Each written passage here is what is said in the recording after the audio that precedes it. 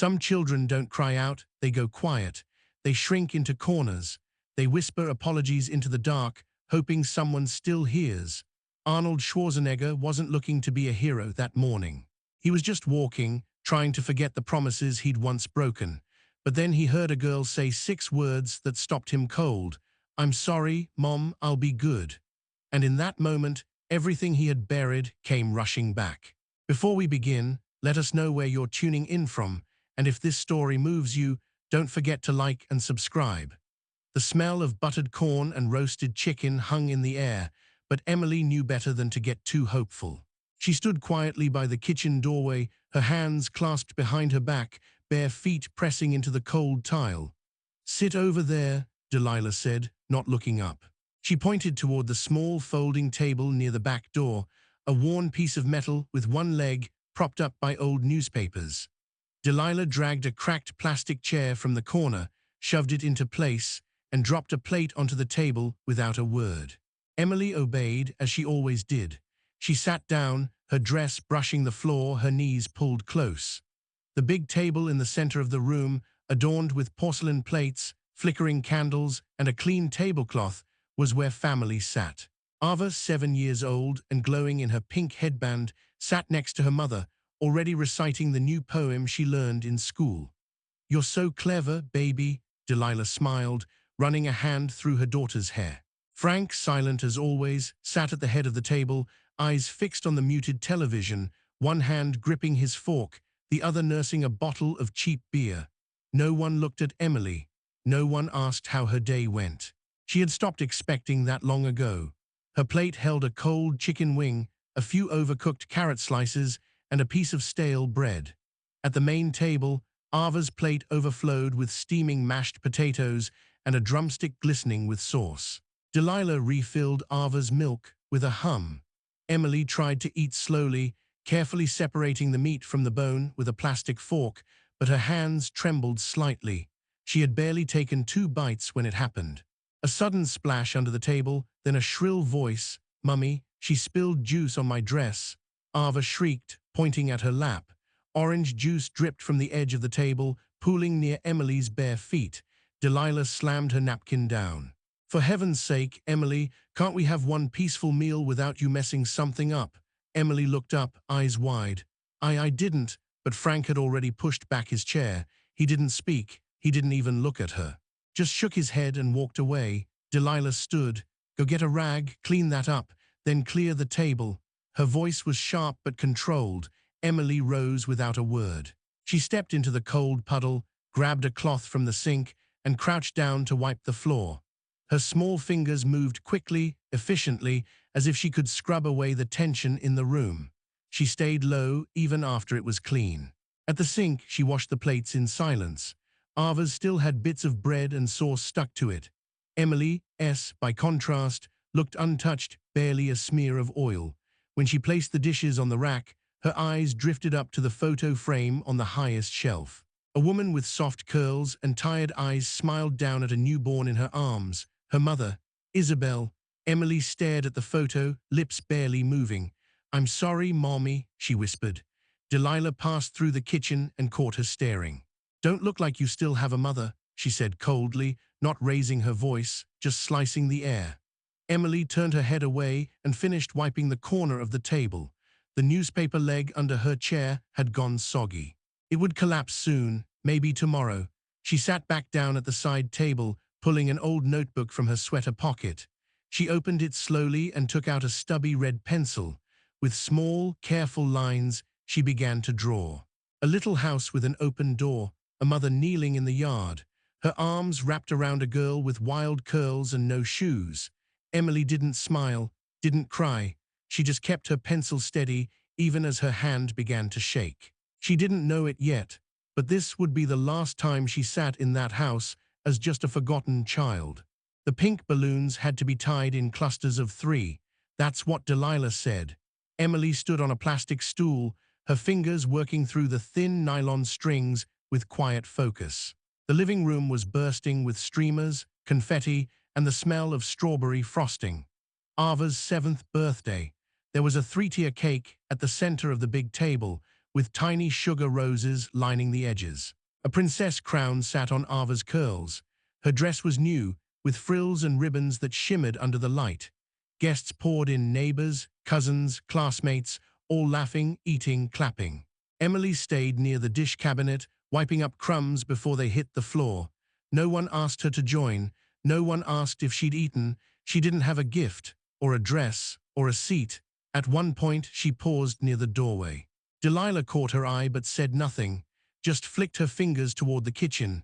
So Emily kept working, picking up discarded wrappers, refolding napkins. The noise around her grew louder, more excited. Then came the moment. Ava ripped open a silver box and gasped. "It's mine, a real gaming tablet," she shouted. It was purple and glossy, with a bright touchscreen. Ava held it up high, spinning slowly so everyone could see. "Mom said it's better than a phone. I'm the only one allowed to play." Her voice carried, aimed like an arrow. Emily glanced once, not long, just enough to see the way it shimmered. Then she looked away and bent down to gather more ribbons from the floor. She wasn't angry. Just felt something heavy settle in her chest, like a pebble caught behind her ribs. After the last guest left, Emily stayed behind to clean. The fridge handle was smeared with frosting. Cake crumbs covered the chairs. She wiped everything, careful not to miss a spot. The house was quieting down when it happened. "Mom," Ava screamed from the living room. "It's gone, the game. It's not on the chair anymore." The air shifted. Delilah rushed in, face tight. Frank followed, sluggish with beer. "I left it right there," Ava sobbed. "Somebody took it." Delilah's eyes scanned the room, slow and sharp. Then they landed on the kitchen. "Emily," she said, voice low, "did you see Ava's new device?" Emily shook her head, towel still in her hand.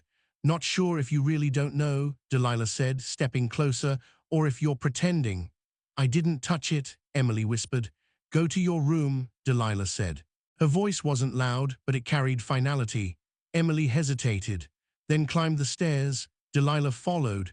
Her heels tapped like a metronome. Upstairs, the room was cold and dim, just a bunk bed, a desk, and a thin blanket. Emily opened the door. Delilah pushed past her, yanked the pillow from the lower bunk, and reached underneath. She pulled out the purple game tablet, holding it like evidence. The air froze. I don't know how it got there," Emily stammered. "I didn't take it. Didn't know it crawled under your mattress by itself," Delilah hissed. Frank stood at the doorway, arms crossed. "She's not my daughter," he said, flat, cold. "Do what you need to." Emily's world cracked. Not silently this time, not with glances or quiet neglect. This time the words were spoken. Plain, clear, final. Delilah's grip closed around her arm. "Get out of my house. Now." Rain slammed against the roof. Emily didn't have time to grab shoes, just a small plastic bag. Inside were a few worn shirts, pajama pants, and her notebook. Delilah threw open the front door. Wind howled through the hallway.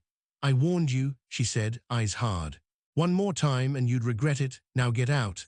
Emily stood at the threshold, wet hair clinging to her face, arms wrapped tight around the notebook. Frank watched from the hallway curtain. He didn't move, didn't speak. Just pulled the fabric back into place. The door slammed shut. Rain hit her skin like needles. She bent down, picked up her bag, and turned away. And as she walked barefoot, shivering, she looked back at the house. The porch light flickered. Inside, the TV was still on. No one called after her. No one checked the door. And for the first time, Emily understood that house had never been hers. Not really, not ever. The sky was still swollen with gray, heavy from the night's storm. Rainwater clung to the pavement in broken reflections of streetlights, the kind that flicker even when nothing moves. In the quiet park near the preschool, the swings dangled motionless, their chains glistening with droplets. Under the arched canopy of the plastic slide, a small figure sat hunched, barely visible from the sidewalk. Emily. Her coat was soaked through, the sleeves clinging to her arms. The plastic bag beside her was torn at the corner, leaking clothes that had already absorbed the night. She sat still, her knees pulled to her chest, both hands wrapped tight around a notebook that pressed against her ribs like it held her entire world. She hadn't slept much, only closed her eyes when the rain softened. Her face was pale, lips cracked, eyes wide and vacant. And every few minutes, she whispered into the silence, so low the wind nearly carried it away. "I'm sorry, Mom, I'll be good, I promise." A few blocks away, footsteps hit the pavement in steady rhythm. Arnold had always been an early riser that hadn't changed even after retiring. The old habits from his years in the Austrian army, then the gym, then politics: wake early, breathe deep, move forward. His breath misted in the cold air as he rounded the corner, his hood pulled up, the sleeves of his faded jacket pushed back just enough to reveal weathered wrists. The park was empty, as it always was before sunrise, or so he thought. He almost missed her, just a shape at first. Then, as he slowed, the outline sharpened. A child, alone, curled under the slide like a forgotten piece of laundry. Arnold stopped. His left foot hovered mid-step. Something in his chest pulled tight. He had seen this before, years ago, before the movies, before California, before muscle meant power, a train station in Munich. A boy with wet socks and a ripped shirt, the floor cold, the faces colder. He remembered the ache in his gut, the way no one looked twice, just walked past. And now here she was, the same stillness, not fear, not even sadness, just stillness. A park security guard approached from the path, brushing crumbs off his vest. His name tag read Joel. "Hey, kid," he barked, "you can't sleep here, this ain't a shelter." Emily didn't move. "Just a minute, sir," she mumbled, voice hoarse. "I'll go soon," Joel frowned. "I said now." He reached down and nudged the bag with his foot. It slipped from her grasp, tipping over, and the notebook tumbled out, landing face down in a puddle. Arnold stepped forward. "Leave it," he said, voice even. Joel looked up. "Who are you?" "Just someone who's seen this before." Arnold knelt down, picked up the notebook, brushed off the wet corner. The cover was bent, the spine cracked, but the words still legible. Emily's secret diary. He looked at her. She still didn't meet his gaze. "Is this yours?" he asked. She nodded. He handed it back. "What's your name?" "Emily," she whispered. "Where are your parents?" A pause, then she shook her head. "No one left." Arnold stood slowly. He reached into his coat and pulled out a thermos. "It's warm cocoa," he said. "Take it." Her fingers were trembling as she reached for it. She took one sip, then another. Her breath slowed. Arnold watched her for a long moment, then looked at Joel. "I'll take it from here." Joel shrugged and walked off. The sky stayed gray, but something in Arnold's chest shifted. He didn't know who this girl was, but he knew what she needed. And for the first time in a very long time, he didn't walk away. The cabin sat at the edge of a quiet road, tucked behind a row of pine trees that had long outgrown the mailbox. It wasn't large, just 2 rooms, a wood-burning stove, and a rocking chair that creaked when the wind got strong enough. Arnold pushed the door open and stepped aside. "You can come in, it's warmer here." Emily stood on the porch, dripping, clutching her plastic bag. Her eyes scanned the room like a stray animal, deciding if the shelter was real. Then she stepped inside. The floor creaked beneath her feet. A dog-eared rug soaked up her footsteps. A folded towel waited on the back of a dining chair. Beside it, a set of small clothes, his niece's old ones, kept just in case. Arnold pointed toward the bathroom. "Shower S through there, the lock works." Emily nodded, barely audible, then disappeared into the hallway. The door clicked shut. A moment later, the water hissed to life. Arnold sat down by the fireplace. He leaned back, arms folded, eyes drifting to the flames. The crackle filled the silence. He hadn't planned on this, not today, not ever, but the moment he saw her curled under that slide, something deep and old had stirred. Guilt, memory. Maybe both. The bathroom door opened softly. Emily stepped out, wearing a faded green sweatshirt that hung loosely on her shoulders. Her hair was still damp, the ends curling against her neck. In her hands was the thermos, empty now. She placed it on the table without a word. Arnold stood, went to the kitchen, and returned with a plate of peanut butter toast. "Eat," he said gently. Emily sat, bit slowly, her teeth barely denting the bread at first, then a little more. Then a little more. She didn't look up, didn't speak, just kept eating like she wasn't sure when the next meal might come. Arnold didn't press. He let her be. After she finished, she curled up on the couch, her notebook clutched tightly to her chest. He reached for an old wool blanket and draped it over her, then sat back down and watched the fire again. A corner of the notebook peeked out from beneath her arm. The cover was creased, rain-warped. The edges darkened. He hesitated, then gently slid it out without waking her. Just to dry it, he told himself, just to make sure the pages weren't ruined. But when he opened it, a small photograph fluttered out. It landed on the rug beside his boot. Arnold picked it up. A young woman, soft curls, a tired but steady smile, holding a newborn in a hospital gown. He froze. The woman's face wasn't unfamiliar. It had been nearly a decade, but some people you don't forget. Isabel. His voice caught in his throat. His fingers tightened around the photo. The memory came back like a wave. Years ago, after he left office, Arnold had spent time leading free survival workshops for single mothers. Urban readiness, crisis skills. He had wanted to teach what he knew. Isabel had shown up one day, shy but determined. She had asked thoughtful questions, stayed late to help fold chairs. One evening, she waited until everyone else had left and said quietly, "If anything ever happens to me, I hope you'll look after her." She had placed a hand on her stomach. She hadn't said the baby's name, but now he knew. He remembered the message she sent years later, one short text. "I might need help," but he had missed it. He was on stage that day, campaigning, another event, another handshake. When he called back, the number was dead. He had let it go. Until now, he looked at the girl on the couch, curled up, silent, trusting a stranger more than her own family. Arnold sat down slowly. The fire snapped. His hands trembled slightly. He placed the photo back in the notebook and set it beside her again. Isabel's voice echoed faintly in his mind. "Look after her," he whispered to the silence. "I didn't then, but I will now." The sun hadn't risen yet, but Arnold was already moving. The cabin was quiet, save for the steady breath of the girl sleeping on the couch, her small hand still clutching the edge of that notebook like it was armor. He stepped outside, boots crunching on the gravel path, and made his way to the old storage shed behind the house. The door creaked open slowly, releasing a faint smell of dust, rusted hinges, and forgotten years. He flicked on the bare bulb overhead. The light buzzed to life, revealing stacks of boxes labeled in faded marker.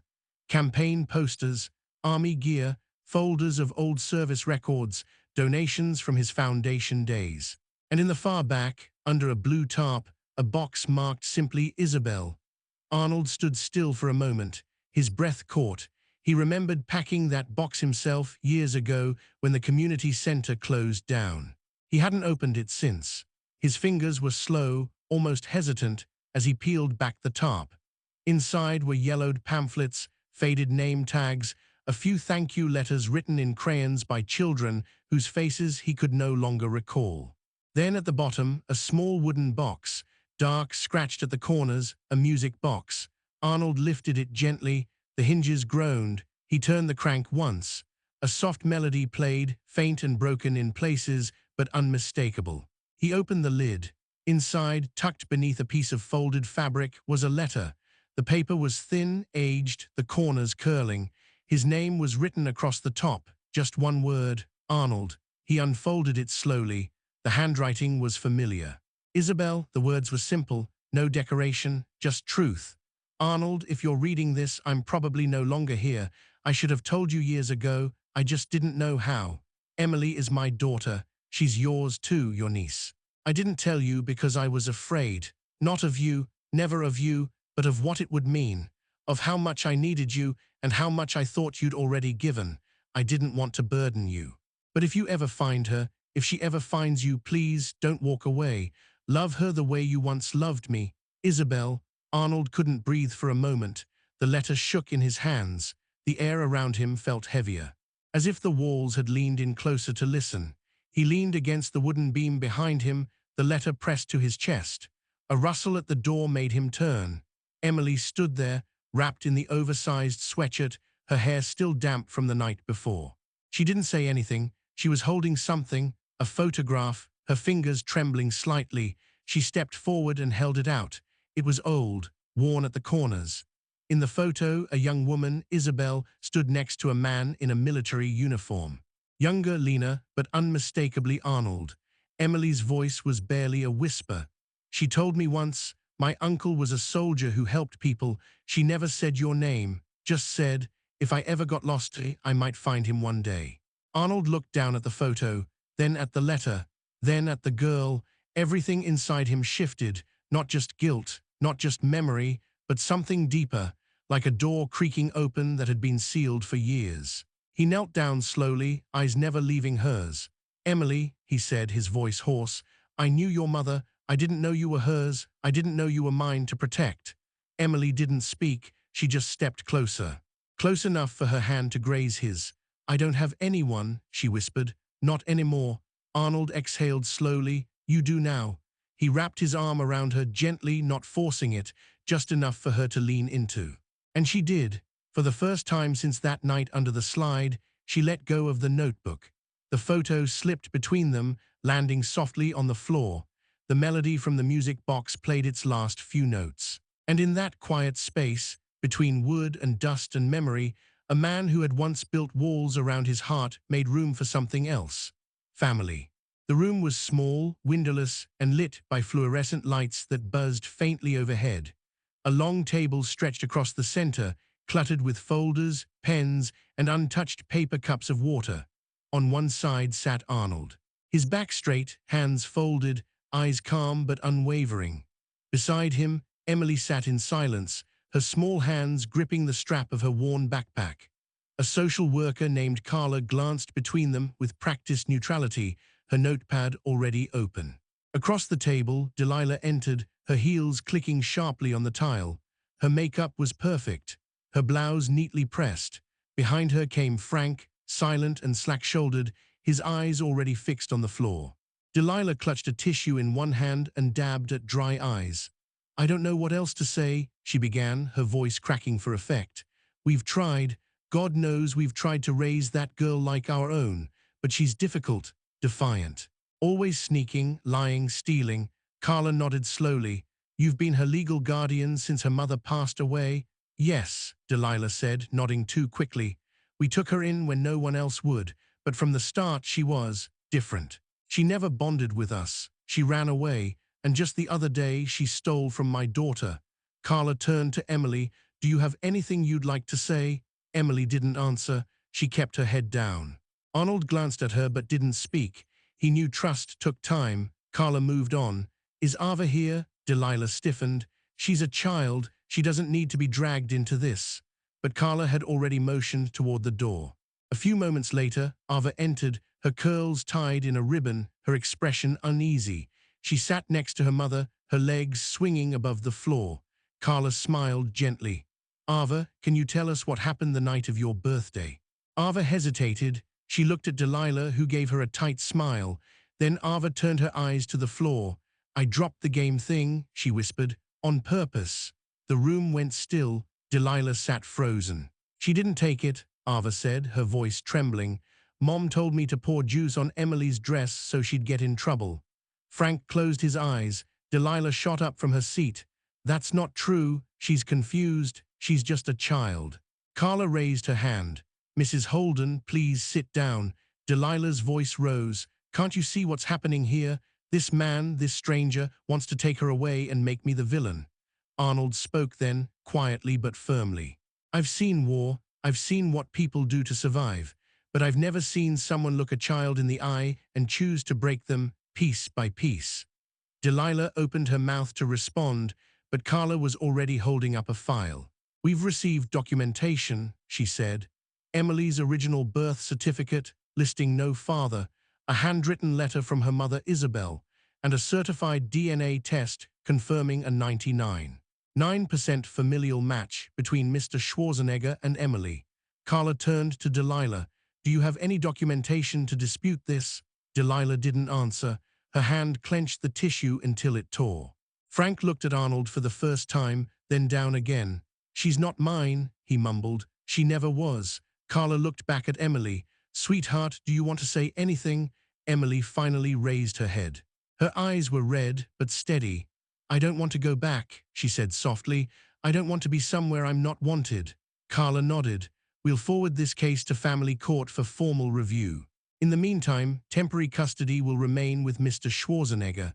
Delilah let out a sharp breath, something between a scoff and a sob. Ava reached for her hand, but she didn't notice. Frank stood and walked out without a word. Arnold reached over and gently touched Emily's shoulder. She didn't flinch. For the first time, she leaned toward him, just a little, but it was enough. Outside the room, the hallway was quiet, the kind of quiet that comes after truth. Arnold looked down at Emily and said nothing. He didn't need to, she already knew. The room was small, painted in a soft shade of blue that reminded Arnold of mountain skies just before sunrise. A single bed sat beneath the window, its plaid sheets neatly tucked, a little bookshelf standing nearby with a lamp shaped like a star. Outside the glass, the old oak tree swayed gently in the breeze. Emily sat on the edge of the bed, her knees pulled to her chest, eyes fixed on the floor. The door creaked slightly, a soft knock. She flinched. "It's me," Arnold said quietly from the hallway. "May I come in?" No response, just silence. He waited, then slowly opened the door, careful not to startle her. She didn't look up. "I won't come closer," he said. "Just wanted to say goodnight." He stepped in, then sat down in the old chair by the far wall, hands resting on his knees, body turned slightly away so she wouldn't feel watched. Minutes passed. The air felt still, like it was listening. Finally, she shifted. Her arms lowered slightly. Her breathing slowed. Arnold stood, walked to the small dresser, and placed something gently on it. A small teddy bear, new but already softened from being carried all day. "He's for you," Arnold said. "He doesn't say much, but he's good at listening." Emily looked at it, then at him, just for a second, then back to the floor. He nodded and turned to leave. "Arnold," her voice came, fragile and wavering. He stopped. "Yes. Will you go away too?" Her words were quiet, but they cut deeper than any shout. He turned fully now, eyes steady. "What do you mean?" She hesitated. "Like my stepdad. One day he just stopped saying things. Then one morning he didn't come back, didn't even tell me he was leaving." Arnold took a breath. The kind that fills your chest but leaves your heart heavy. He stepped closer but didn't sit. "Emily," he said, voice low, "I can't promise I'll never leave the room, or go to the store, or step outside for fresh air." She looked up at him, eyes searching. "But I promise you this," he continued. "No one is going to leave you behind again, not while I'm breathing." She stared at him for a long time, then nodded, just once. He stepped out, closed the door gently behind him. A few minutes later, he heard her tiny footsteps. The door opened slightly. "The bear," she said softly. "Can he sleep on the pillow?" Arnold smiled. That's what he was made for. She disappeared behind the door again. That night the house was still. The wind moved through the trees like a whisper. Arnold sat by the fireplace, watching the flames, a worn photo of Isabel in his hand. Upstairs, Emily slept, not curled up with her notebook, not hiding under the covers, but resting, her arms wrapped around the little bear. Her fingers no longer clenched, and for the first time she didn't cry in her sleep, she just breathed, calm, slow, safe. The courtroom was quiet, not the heavy, fearful silence of uncertainty, but something softer, anticipation wrapped in stillness. Emily sat beside Arnold, her hands folded neatly in her lap, her shoes barely touching the floor.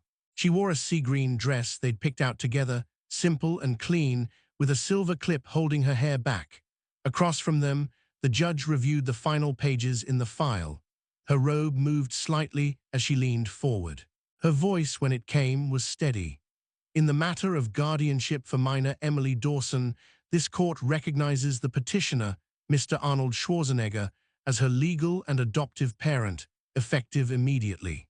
The words echoed gently in the room. No gasps, no shouts, just the sound of breath being released. Emily looked up at Arnold, wide-eyed. He smiled, small and quiet, but in his eyes was something deeper, a promise fulfilled. The clerk handed them a copy of the official document. Emily glanced at the name typed across the top. Emily Isabel Schwarzenegger. She didn't say anything. She didn't need to. Outside, the morning was cool and clear. Autumn leaves scattered across the pavement in reds and golds. Arnold opened the car door for her. She climbed in, still holding the folder to her chest. On the way home, they didn't talk much. Just watched the trees roll by, the streets giving way to hills, the hills to open space. But instead of turning toward the cabin, Arnold took a different road.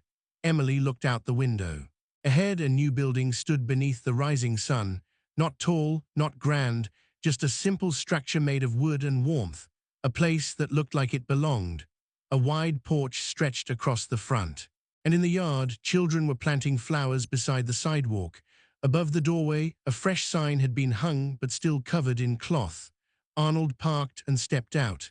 "Come with me," he said. Emily followed. Her footsteps were slower, cautious, but steady. At the base of the sign, a small step stool had been placed. Arnold gestured toward it.